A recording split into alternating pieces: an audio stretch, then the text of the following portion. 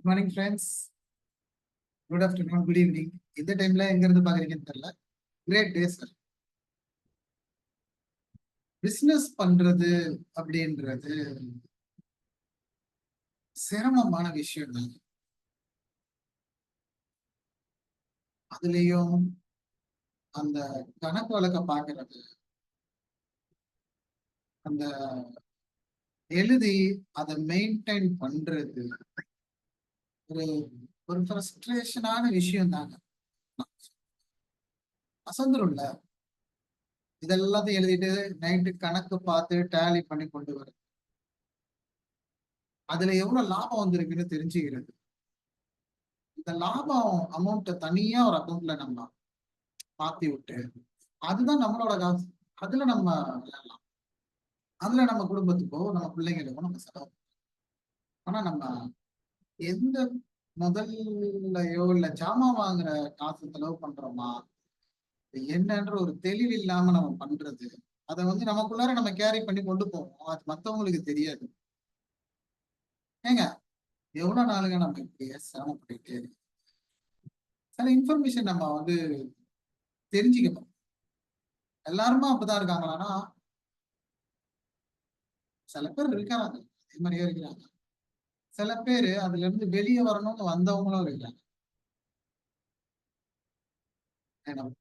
என்னை பத்தி சொல்றேங்க. நான் டோம்ஸ் இன்ஃபர்மேஷன் டெக்னாலஜி ஒரு கம்பெனில ஒரு 14 வருஷமா சாஃப்ட்வேர் கம்பெனில வேலை செஞ்சேன்.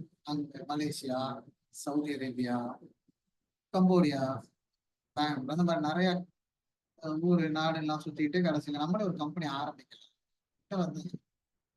இதுல ஒரு ஸ்மார்ட் பிஓஎஸ் இது பிசினஸ் ஓனருக்காகவே செய்யும். அவங்களுடைய ப்ராப்ளம் இப்படி எல்லாம் சால்வ் பண்ண. ஏன்னா ஒரு ப்ராடக்டை பிசினஸ்ல கொண்டு வரது ஈஸியா? ஈஸிலாம் இல்லைங்க.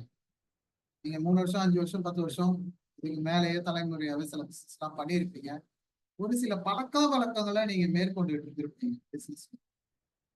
அதை உடனே நம்ம ப்ராடக்ட போட்டோம்னா மாறிடுமானா அதெல்லாம் நான் மாறாது. அத ப்ராசஸ் உங்களோட பிசினஸ்க்கு ஏற்ற மாதிரி அந்த சாஃப்ட்வேர்ல ப்ராசஸ் கொண்டு வரணும். கஸ்டமைஸ் பண்ணணும். அந்த ப்ராசஸ்க்கு உங்க எம்ப்ளாயி, நீங்க உங்களுக்கு என்ன மாதிரியான ஃபீச்சர்ஸ் நீங்க யூஸ் பண்ணா நீங்க எதிர்பார்க்கக்கூடிய அந்த பெனிஃபிட் கிடைக்கும், எதிர்பார்க்கறது அமையும். இதெல்லாமே நம்ம ஸ்டடி பண்ணணும். பண்ணிட்டு தான் ஒரு சாஃப்ட்வேர். இப்போ துணி கடைக்கு போறோம், நிறைய துணியா தொங்குதுன்னு வச்சுக்கோங்களேன். நமக்கு வேணுன்றதை எடுத்து போடுறோம், ட்ரையல் பாக்குறோம், சமயம் ஃபிட் ஆகுது, ஃபிட் ஆகிற மாதிரி இருக்கு, இல்ல நம்ம எடுத்து மாட்டிட்டு வரோம். மார்க்கெட்ல ஏகப்பட்ட சாஃப்ட்வேர் தான் கிடைக்குது.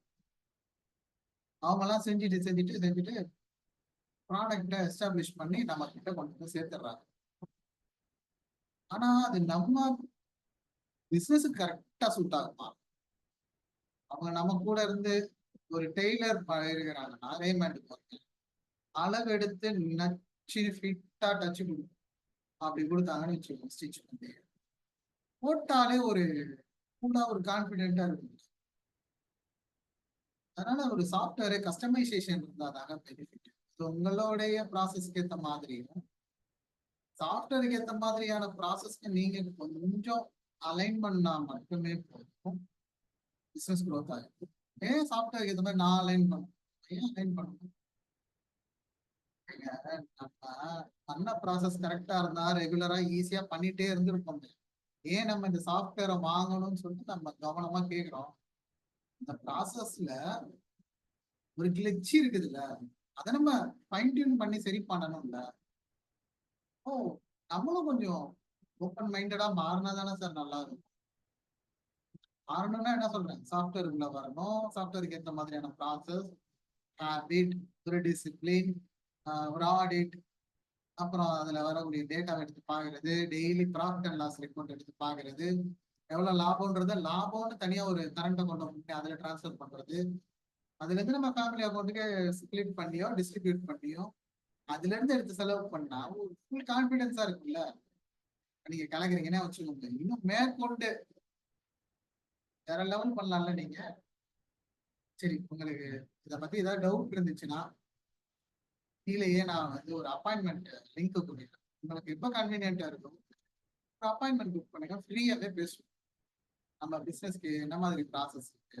சரி சார், இப்ப நம்ம மல்டி பிரான்ச்சஸ் வச்சிருக்கோம். நம்மளால பண்ண முடியாது. மல்டி பிரான்ச் வச்சிருந்தாலும் ப்ராடக்ட்ன்ற ஒரு செட் ஆஃப் இதை தான் நீங்க எல்லா பிரான்ச்லயுமே பண்ணுவீங்க. ப்ராடக்ட் மாஸ்டர் நம்ம ஒரு இடத்துல வச்சுட்டு இந்த பிரான்ச்ல இதோடைய குவான்டிட்டி இவ்வளவு இருக்கு, இதோடைய ஸ்டாக் குவான்டிட்டி இவ்வளவு இருக்கு. நம்ம ஒரு ரிப்போர்ட் எடுக்கிறோம். நீங்க ஆஸ் அ பிசினஸ் ஓனரா எடுக்கிறப்போ இந்த பிரான்ச்ல இருந்து இந்த பிரான்ச்சுக்கு எந்த ப்ராடக்ட் டிரான்ஸ்பர் ஆயிருக்கு, இந்த பிரான்ச்ல எவ்வளவு லாபம், இதெல்லாமே சார்ட்டாவோ டேஷ்போர்டாவோ நம்ம பார்த்துட்டோம்னு வச்சுக்கோங்களேன். அவர் தெளிவா இருக்கும். ஒரு கண்ட்ரோல் நம்மகிட்ட கிடைக்கும். இதெல்லாம் டிஸ்கஸ் பண்ணலாங்க. ஃப்ரீயா இருந்தீங்கன்னா நீங்க இதே மாதிரியே நிறைய இந்த ப்ராடக்ட்டை பத்தியும் எப்படி சிம்பிளிஃபை பண்ணலாம் சிஸ்டம் மூலமா அப்படின்றத பத்தியும் நான் வரப்போற வீடியோஸ்ல ஷேர் பண்ண போறேன். Stay tuned. Thanks for your time. Thanks for வாட்சிங்.